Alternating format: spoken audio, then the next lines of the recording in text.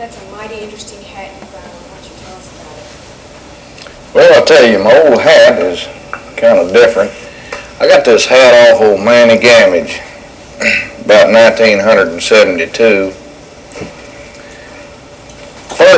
First little old bit of dirt I got on it, I got off of a oil rig investment that I got into and got some grease, about the only oil I ever found. It's grease off an oil rig. It's on my hat, Manny's hat. Since then, I've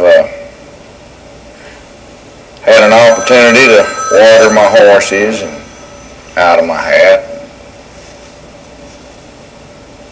Use it as a pillow for my head. And keep the rain and the sleet and the snow off my head. And whoop the hornets off of me if I'd get into a bunch of hornets. Here a while back, I had the misfortune of taking drunk and falling in the fire, and my old hat fell in the fire, and I burnt this part of my hat here. I thought I was going to lose my old friend. But I took it into old Manny Gammage and told him about it. Old Manny, he managed to doctor it up for me and let me keep my old hat. So. What did he say when you showed it to him? He reckoned as how I'd done a pretty good job on it. Did you get a good close-up of that hair? So, when did you first start wearing Manny's hats? Probably about 71 or 2, something like that in there. This is the first hat I ever got off of him.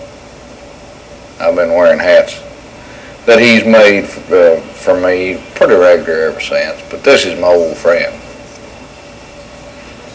Have you worn his hats in all your different sort of kind of hats, so to speak, or occupations, kind of projects that you have?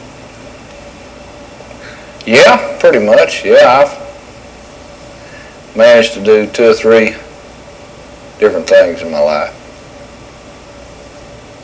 I practice law for a living, and I ranch out in Menard County for a living, and I'm in the whiskey joint business for a second time. So,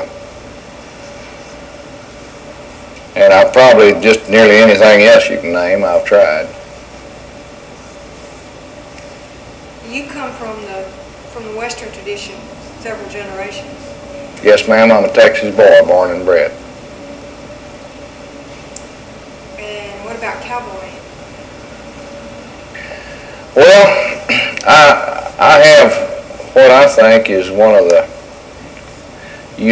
last of the unique opportunities to be able to still observe a true Texas cowboy in Menard County.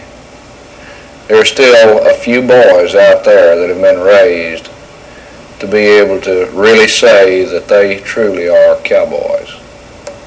I certainly couldn't say it. I can't get in a bunch of low brush and make a loop that big running after a wild cow and be able to get it out and get it over that cow's head. Those boys can. How do you see Manny fitting into that tradition? Oh, Manny's just a Texas boy.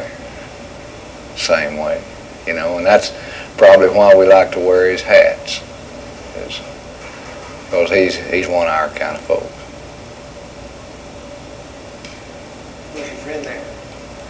That's my old dog Spot. He's real interested in wanting to get on television, be a star. He's a pretty good old dog. So long as you don't get him around sheep and goats, he'll eat them.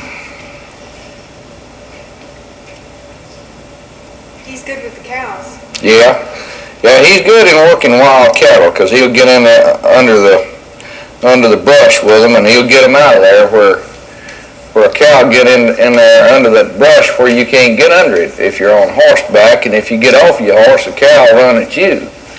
So that cow's pretty smart. If he doesn't want to get you to catch him, you know, you need a big old tough dog like old Spot, but he don't look very tough right now.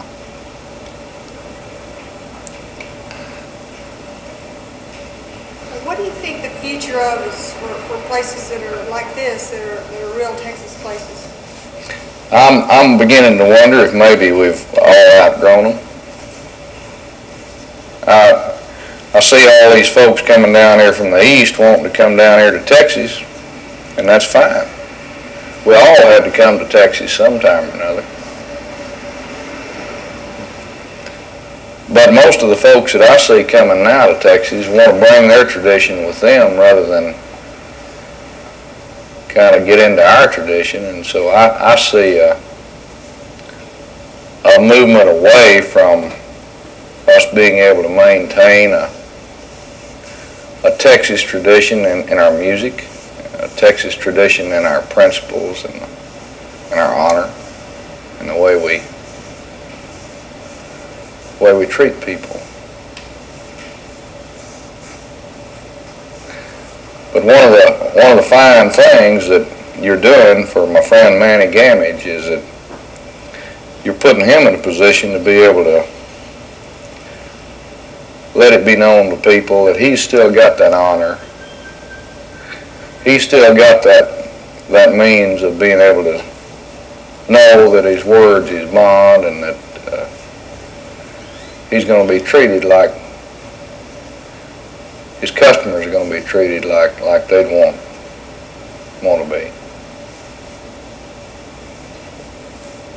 He's a real gentleman.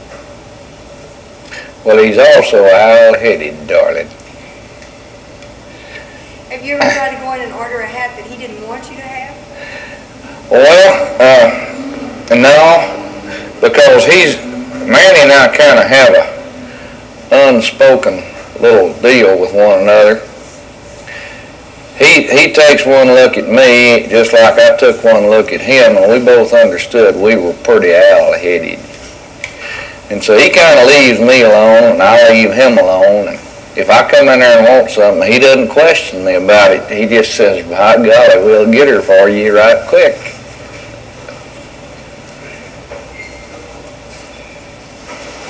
All right, that sounds great. Good. That was wonderful.